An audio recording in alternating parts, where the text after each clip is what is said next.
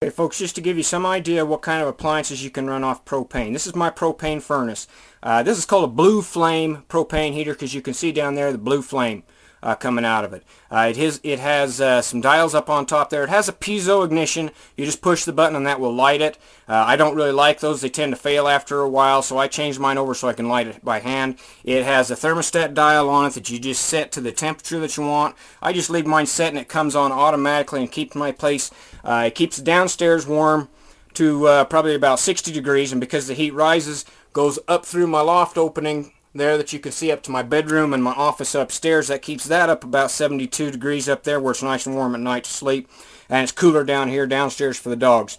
You can get different varieties of these furnaces. They also make a ceramic that works very well, but it's more for heating objects in a room, where a blue flame heater is made to heat the air in the room. I want the air to be warmed up so that it travels up upstairs. Now what you can see is it's got some vent openings there at the bottom. The cool air enters down there. It's heated by the flame. It comes out up there, and it just keeps working all the time. Since your cooler air is usually at the floor and your warmer air is up above, it's always circulating the air from the colder side to the warmer side. So you can get these in different varieties. You can get a vented or an unvented.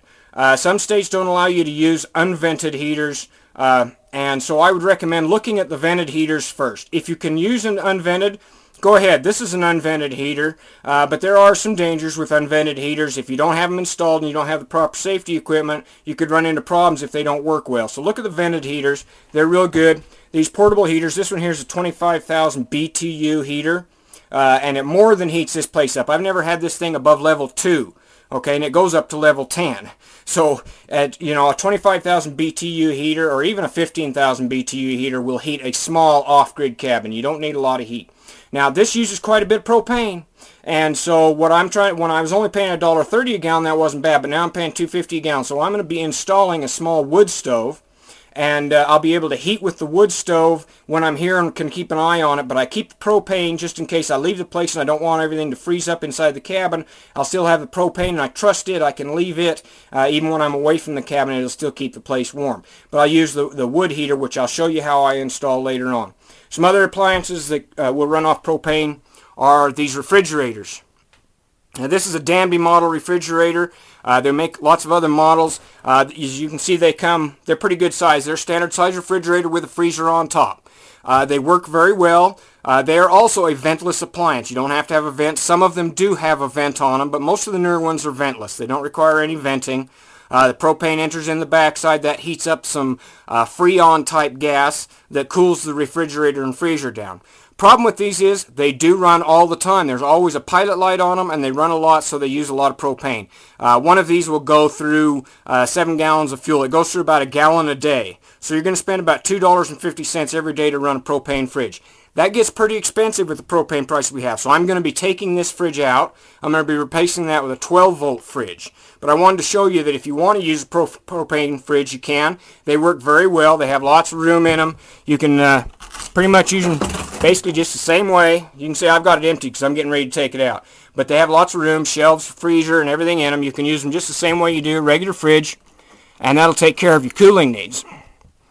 But like I said, they are kind of expensive to run off propane. But when you're off-grid, you got to make some concessions. So you might be spending more for this, but you're not paying for electricity to run a fridge and a stove. The other appliances you can use, this is my propane stove, and I salvaged this out of my camp trailer. I salvaged a lot of appliances out of my camp trailer. You can get these, you can buy them, but I would look at an old camp trailer and see if you can find one. These work very well. They have both the oven, and it has 4 burners, and they work just like natural gas. You just light, they either have a pilot light that you keep lit all the time, but I prefer to light mine by hand. When I turn on a burner, then I just use my little barbecue lighter there, and I light my burner, and that cooks my meals and keeps my coffee hot, and once in a while I'll throw something in the oven and we'll heat that. The other appliance that I use a lot is my on-demand water heater. And see if I can get a picture of that. Okay. That is an on-demand water heater. This is a small one. Again, this is a ventless. They also make this vented. I would look at the vented ones just for safety reasons, but this is a ventless. And this is an EcoTemp, and I really like these EcoTemp brands. They're very sturdy. They last a long time. And what this does, you can see the lines run in down there below, and it's got a water line that goes in. It's got a propane line that goes in. It's got a little battery case in there, and when you turn on the water, it automatically senses the water pressure, turns the igniter on, and then the heat comes and heats up the water almost instantly. I mean, within 30 seconds the water is hot. And then there's another line that runs out of that, and that runs to my shower, and that's how I keep hot water in my shower. I also fill up my pans when I'm doing my dishwashing and stuff. I just fill up my pans right there, and then I wash my dishes. Okay, folks, well, I've explained the basic system. You're going to need some tanks. I recommend the 7-gallon tanks. You're going to need a regulator. And then you're going to have that run into some copper pipes, usually into your house. Now, when you run the copper pipes, the basic system usually uses a 3/8 inch flexible copper pipe like this, okay? What they call a soft copper pipe. You can get this at any Home Depot store. They carry it all over. You can use larger size. Some people put in a 1/2 inch. If you're running a whole lot of propane appliances, go with the 1/2 inch into the house, and then you may run off the 3/8 inch over to the appliances. Most of your propane appliances will take a 3/8 inch connection and pipe. Okay? Now, when you're making these connections, some things to keep in mind. Copper pipe does bend a little bit, but if you bend it very much, you're going to kink it, you're going to ruin the pipe, you're going to have to cut it, you're going to have to put in a splice. That's expensive. Don't do that. These little connections are very expensive, about $3 for one little connection. So don't try to bend this around corners and stuff like that. If you need to do that, they make an elbow. So you bring it over, make an elbow, and then run that over the other direction so that you're not going to try and bend this copper pipe, because they're not made for that. They do also make some flex core pipe that you can use. It's more expensive. If you don't have to do a whole lot of it and you're just making shorter runs, you may want to go with the flex core pipes that are made specifically for natural gas and propane appliances. But you can buy this a lot cheaper, and you can make your own connections a lot cheaper. You're going to need a couple of tools if you're going to be making propane connections. One of the tools that you're going to need is a flange tool. You can buy these at any Home Depot store, or you may have a friend that has one and just borrow it, because they're kind of expensive, at about 20 bucks. This will make the flange, which is, if you can see here, you can see the end of that pipe has a little bit of a flange to it, so that it fits inside and makes a solid connection with the connector.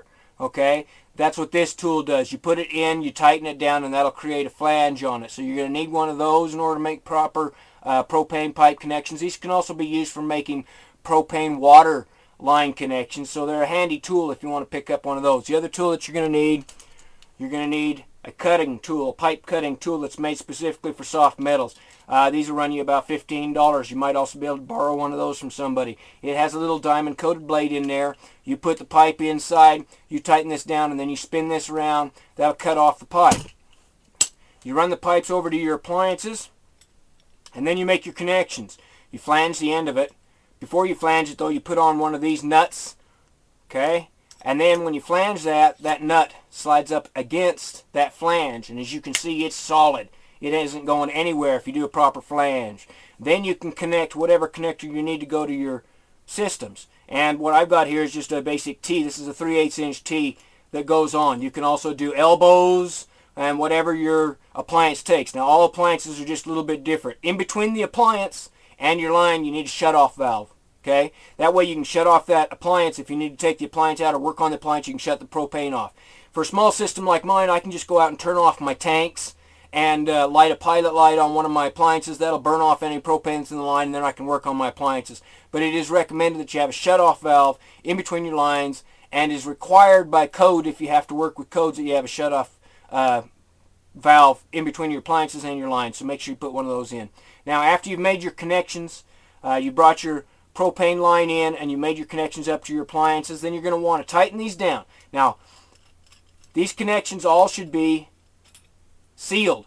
You want to use pipe tape or pipe dope that is made specifically for propane and natural gas. Don't use the stuff that's made for water lines. Use the pipe tape or pipe dope that's made specifically for propane appliances. You wrap that around the threads really good, then you make your connection. Then after you got all your connections tightened down, okay, then you'll go out, you'll turn your propane on to pressure it up. It'll be about 3 gallons of pressure is what they call it on a propane system. Then you're going to use a spray bottle filled with water and soap. Okay, good, lots of good soap in there. Okay, you'll spray your connection And then you're going to look at it. If there's any bubbles coming out of here, which the soap will tell you, if there's any soap bubbles around that, you don't have a good connection. Turn your propane off, tighten it back down, make sure it's good and tight, spray it again, test every single one of your connections, and I go back over them 2 or 3 times after I make a connection. I check and check and check. And then every once in a while, about once a year, I go and do the same thing just to make sure none of my connections have come loose, because you don't want any propane leaking out of these valves. You do that, propane tends to settle to the ground. It'll build up. It can explode, okay? So you want to make sure your connections are tight. And once they're good and tight, there usually isn't any problem. And these are installed in millions of homes all over the world, but you want to make sure that you're doing it correctly. So again, use the proper pipe tape made for propane or natural gas appliances. Tighten them down. Use the proper tools to make your flanges. Spray them with soap and water. Check all your connections. If everything's good, you got no bubbles, you're ready to go. Then you can use any of those appliances I told you. Fridges, furnaces, stoves, on-demand water heaters, and even some other appliances. They even make lights that run off propane for RVs that you could use in your cabin. Okay, folks, that's a basic propane system. I really hope that you will go to my website, because I got a lot more information. I hope again that you will take a look at my book, because that has the information in there for you for propane systems and all the other systems that are in my house. We're going to be talking about 12-volt appliances. I'll give you another run through on my solar and wind system to help you to decide if you want to use propane. Maybe you want to just go strictly off-grid, or if you want to use a system like mine that uses some propane but relies mostly on alternative energy. Okay, folks, thanks for joining me. Look forward to hearing from all your comments. Have a good day.